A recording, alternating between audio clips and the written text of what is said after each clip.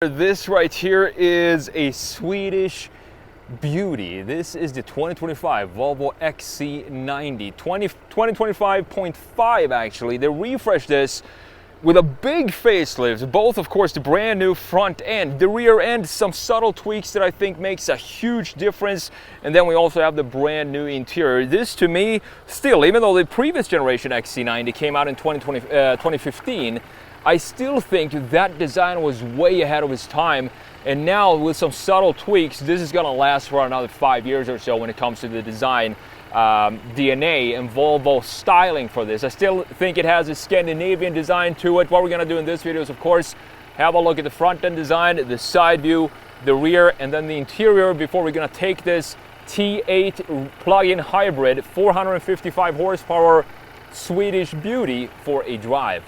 Let me show you the differences between the old XC90 and the new one, and honestly I'm not sure which one I prefer in this case. Up top we do have the old one right here.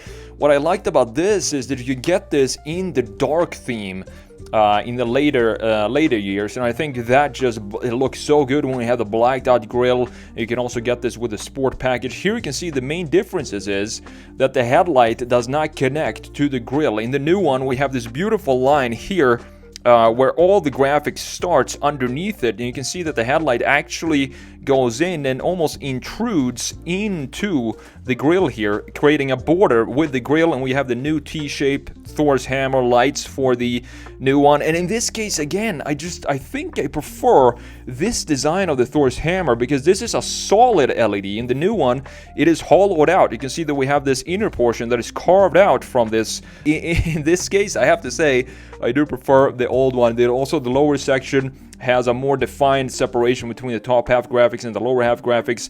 In this case, I do think these side graphics here, they stick up too far. I would like them to just cut in this area and have the same separation that we had in the old one here, but with the new graphics, of course. Now, looking at the side view, not really a lot of changes here. The big change is going to happen with the wheel design, obviously, in the side. In this case, for the new one, we do have the 22-inch wheels. In the video, the one I'm reviewing, we do have the 21-inch wheels. And there is not a lot of changes in the side view. As you can see, we still have the beautiful shoulder line going from the corner of the taillight almost into the corner of the headlight right there. We have some new graphics in this area, I do believe, or maybe it is actually the same graphics that we have right here. Other than that, we do have a brand new color for 2025, and that is pretty much it in the side view. The proportions here look beautiful, looks pretty classic Volvo and stateliness that I want to see for the Volvo. Now, looking at the rear end, same thing here. Thing I would like to see in the new one is the exhaust pipes. We had the exhaust pipes visible in the old XC90, and I think this adds a little bit of sportiness to the design. Even though this looks very elegant not having it, it tells me that Volvo is wanting to be maybe more of a luxury brand now and not so sporty. I like the design of the taillights. The taillights in the old one were a lot more red. You can see that it's brighter red, and now in the new one they're tinted in this darker color, which I absolutely love. It gives it this blood red vibe to it. Look at the integration of the wiper, how it just hangs down here. We have a straight one in the new one. I think that one looks a little bit better. The interior, this is, again, I just think I prefer the previous design for a simple reason that the integration of this, the infotainment screen, was so much better in the old XC90. It sits within the dash. Now it feels like an added part that they just slapped on to the interior as an afterthought, because it sticks up now from this beautiful housing that we had in the old previous generation. Everything just sat flush with the dash. Now we have the vents on the side here looking a little bit out of place, and also how this screen now sticks up this piece. I want to bring this down, just cut the screen. Still have, thankfully, the Orifosh gear selector down here looking very, very beautiful. The steering wheel looks to be exactly the same steering wheel, and so does the gauge cluster. I do believe the gauge cluster is also same as what we had in the previous one. So overall, honestly, both of these are great looking vehicles, but for me, I still lean more towards the previous generation design. Let's pop the hood. By the way, check out the angle of the hood here. Almost I mean, not 90 degrees, but it definitely opens up properly to have a decent look at what's going on underneath here. So we have a 2-liter turbo inline 4. Now, it might not sound like a lot, but we do also have the e-motor here, putting out total 455 horsepower, 523 pound-feet of torque. You have an 18.8 kilowatt-hour battery pack, 8-speed automatic, all-wheel drive with adaptive suspension, 0 to 60 in 4.9 seconds. And keep in mind that this weighs over 5,000 pounds, so it's still very quick. Top speed 112 miles per hour. Fuel economy comes in at about 27 mpgs combined, and the price for this, as tested, comes out to $88,695. As I said, with the EV mode, you do get about 32 miles of full EV range. I do believe it takes about 5 hours to charge this up on a regular outlet in your garage, to up to 32 miles. Now, one thing that I would like to change here when it comes to the design is, I mean, not change, it is actually available in other markets, not just in the US. You see the chrome here in the front end. You don't get the dark theme for the XC90 in the US, which to me just doesn't make sense, because you can get the dark theme with pretty much every other Volvo, the XC60 as well here in the States, but you can't get it for the XC90. But it's still, the big XC90 to me is the big luxury SUV, so it might maybe make sense to, you know, have a little bit of chrome down there in the front end. We do have a brand new design, of course, for the headlights. Still the Thor's hammer design being intact, with the full LED indicator here, full LED headlights as well. I think it looks beautiful how it connects to the grille, and the grille looks very proper and stately. It has some clear defined lines to it, horizontal going up to vertical where it meets the headlights. I wish this was functional, this intake on the side with this chrome piece. There's nothing going on here except for the parking sensor that is integrated right there.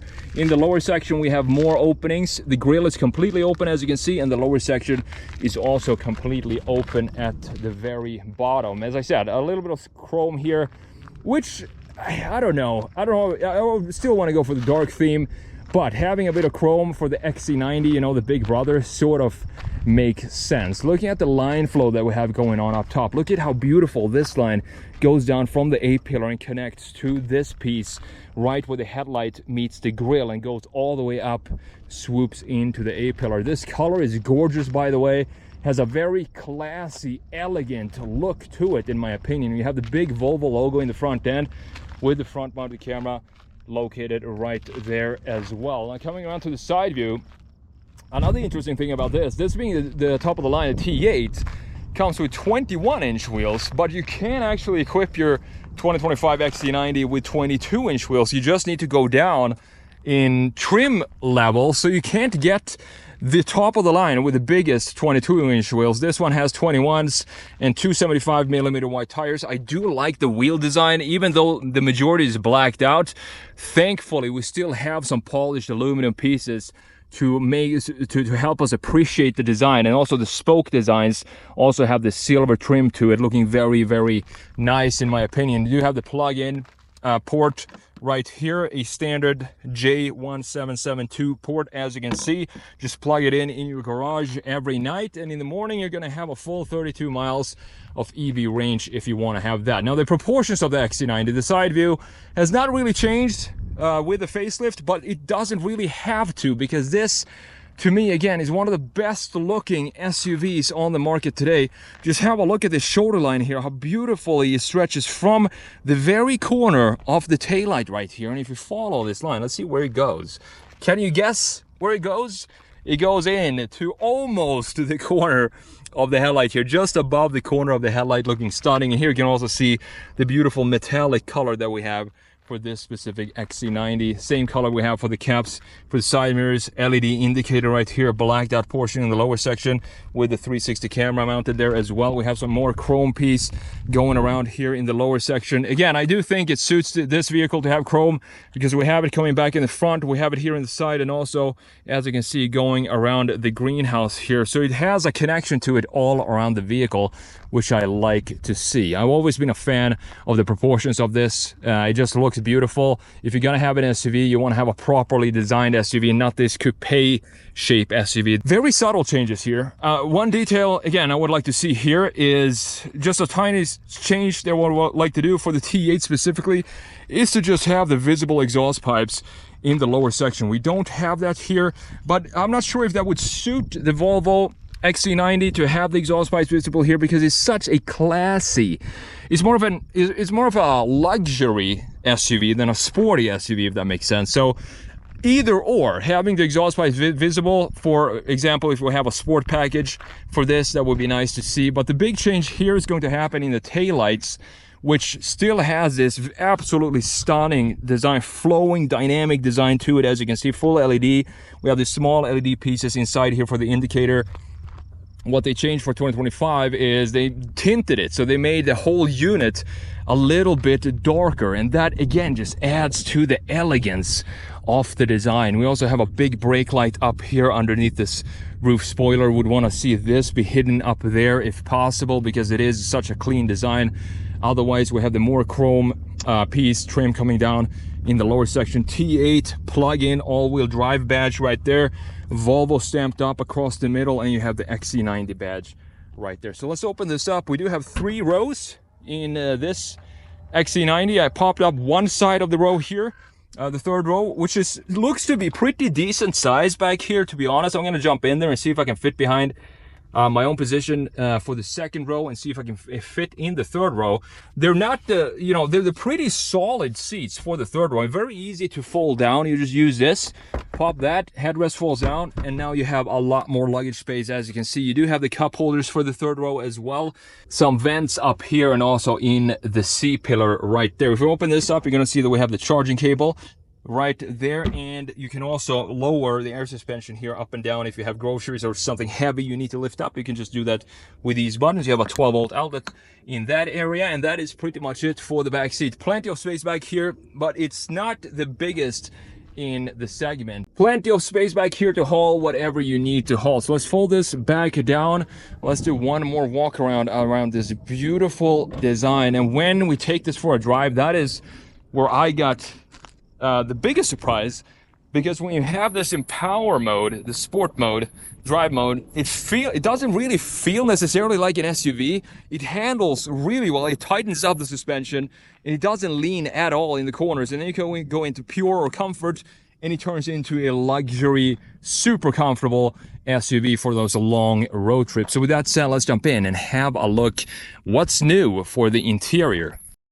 Learn design sketching online with me. My online class is now only $47. If you have any desire to pick up the skill of sketching products using simple tools such as just a big pen and some cheap print paper, this is something you want to check out. Now, over the years, I've taught over thousands of students from all around the world how to sketch cars and products using my simple sketching techniques, and most of them have seen amazing results from my classes. Analog Designer Pro Pack is the full bundle of all my classes I've released over the years, and it's yours for just $47. You also have a lifetime access to all the videos. Check out everything that's included and see what my students have to say in the link in the description, or simply visit analogdesignerpropack.com.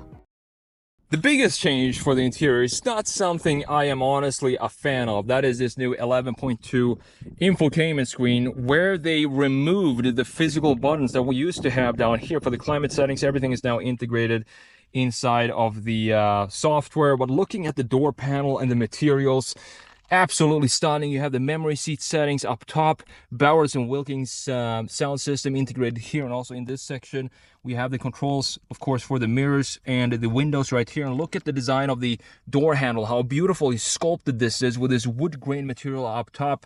We have the nice leather in the armrest, and also some storage all the way down low. We have Volvo as we're stepping in here. Massaging, heated, ventilated seats for the front passengers. So let's jump in here and let's fire this up. Let's get some air blowing. We have 2 miles of a battery range right now, which is not a lot because I've been driving this. I've been really enjoying driving this, to be honest. It feels so nice to be in here. Even though it's a very minimalistic interior, as you can see, it still has a lot of personality to it.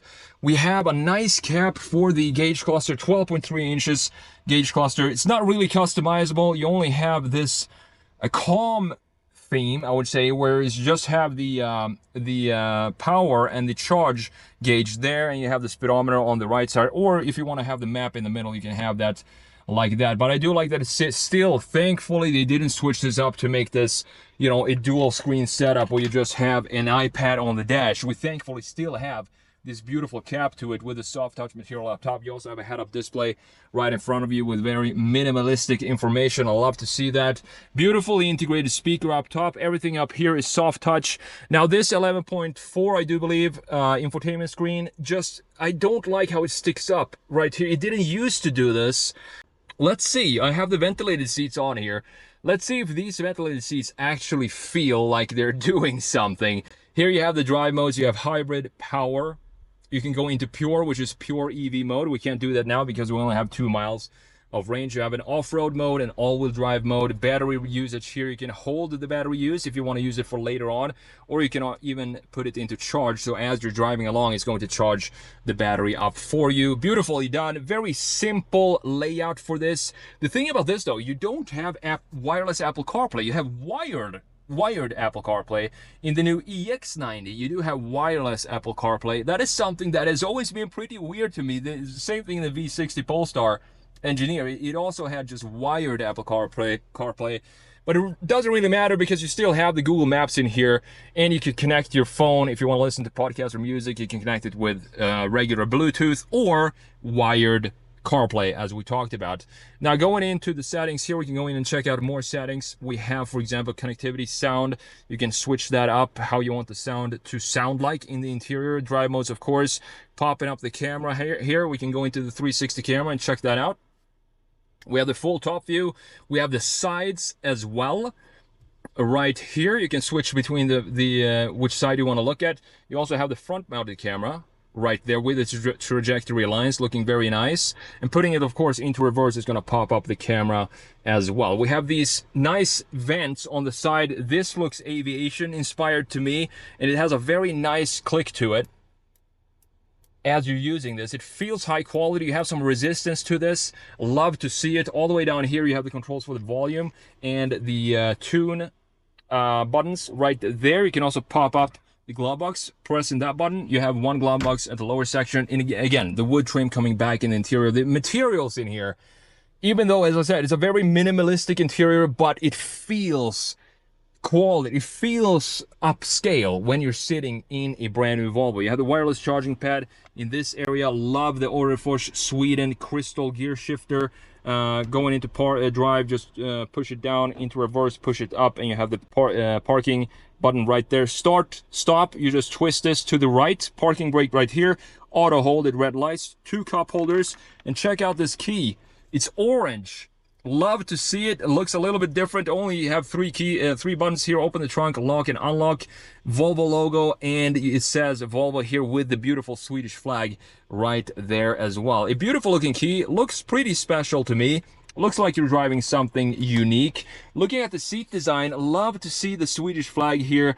It just brings in the heritage of Volvo. It makes it feel like Volvo is proud of where the brand came from. The seats themselves don't have a lot of bolstering to them, but they are extremely comfortable. If you've been sitting in a Volvo from 2001 moving forward, the seats in Volvos has always been some of the most comfortable seats you can ever sit in, and these are no different than that. We have an armrest here. Open this up. Not a lot of storage down in this area. We have 2 USBs, 2 USB-Cs. And you also have this 12-volt cigarette outlet. Folding this back down, looking at the gauge cluster, we already talked about it. There's really not a lot of customizations you can do there. The steering wheel looks beautiful, simple design, small steering wheel, makes the car look feel very, very sporty. When you're driving it, you have the washers right here on the right side, and of course the light settings and indicators on the left side, in addition to this miniature vent right there. And looking up top, we have a full panoramic sunroof. You can open up this forage section right here, sliding it above the rear section. So with that said, let's jump in and have a look at the back seat and also the third row seat. and see if I can fit behind my own driving position. I'm pretty sure I will be able to, because this is the biggest SUV Volvo has on sale. Back here you do have the shade. You can put that up like that. Same wood trim like we have in the front end. Same beautifully sculpted door handle, window control, and a couple of cup holders down there. Looking at the seats, we do have the captain's chairs back here, so we can fold this down. And let's jump in. We also have 4 climate zones in this vehicle. We have 2 in the front, 2 in the back, heated seats as well, couple of vents, in addition to 2 USB-Cs down there, 2 cup holders all the way at the bottom. And we can also fold up. I do believe we can fold this thing. Let's see. We have a cup holder right here. We can pop this open, and then you have another cup holder right next to you, looking beautiful. So let's jump in to the 3rd row seat. Let's fold this back up. Honestly, I have not been back here yet, so we're gonna see just how much or how little space. It's gonna be tight, I can tell already. But yeah, it's probably not made for adults, specifically if you're over 6 feet. It is pretty tight back here, but at least I do have a cup holder right next to me. So let's jump back out, because it is very toasty back here. I don't have the climate settings on in the back seats. I think Volvo's done a great job with this exterior styling. As I said, I don't necessarily think they needed to update the XC90, but they did, with some subtle tweaks to the front end and also subtle tweaks to the rear end. And to me, this is now a vehicle that will definitely last at least another 5 years. So with that said, let's take this for a drive and let's see how it handles out on the roads. Now, even though the design, the exterior design, the interior design of this 2025 XC90 is absolutely almost perfect in my opinion, the thing about this is just how it drives. Such a comfortable machine, and when I know that this vehicle is looking this beautiful from the outside, it just makes it even more enjoyable to drive it, because everybody around me is going to appreciate the design of this. And I've had so many looks on this. People, they know what it is, but they also see the differences in the front end, that it doesn't look like the regular XC90 we've seen since 2015. It looks like it is something different, and it is of course the brand new one. To me, I mean, they nailed it. As I said, the old XC90 could have been in production for a much longer time, in my opinion, with the design that we had for that, because that design was way ahead of its time and looked absolutely stunning still. This one just takes it to another level. It definitely creates some more minimalist feel for the front end design, which not sure if I prefer the old one or the new one, to be honest.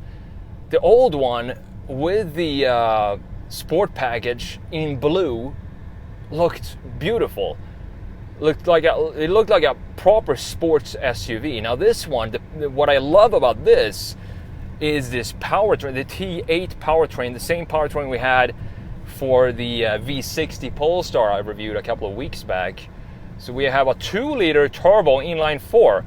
If you just hear that, you might think a big 5,000-pound vehicle like this SUV with a 2-liter inline 4 does not sound like something to write home about. But when you combine it with an electric motor, that's when things start to change. That's when you get the 455 horsepower, 0 to 60 in about 4.9 seconds. It is very quick. It feels like a quick SUV when you have it in this power mode. Let's put it in power right now. Fire up the internal combustion engine, the 2-liter inline 4, and we're going to take it out on the roads here just to see how quickly and how well this corners, how well this car handles.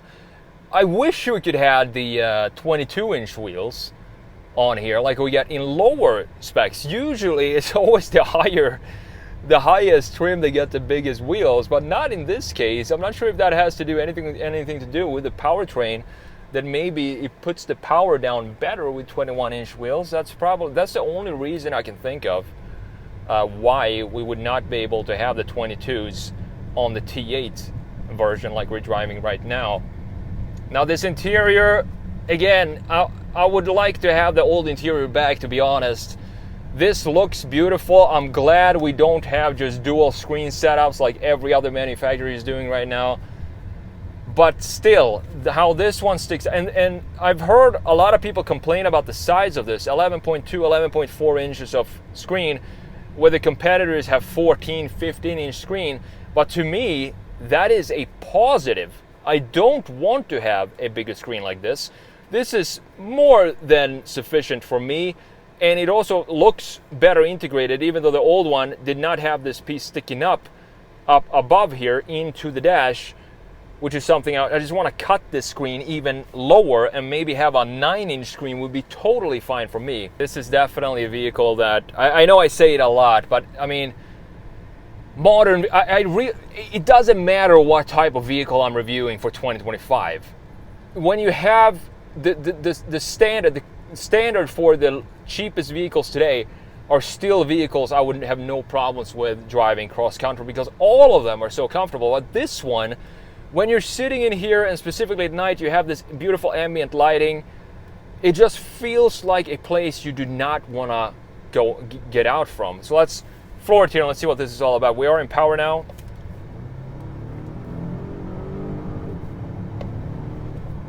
It definitely pulls. It definitely pulls. It does not feel like a 5,000 pound SUV. And going into the corners here,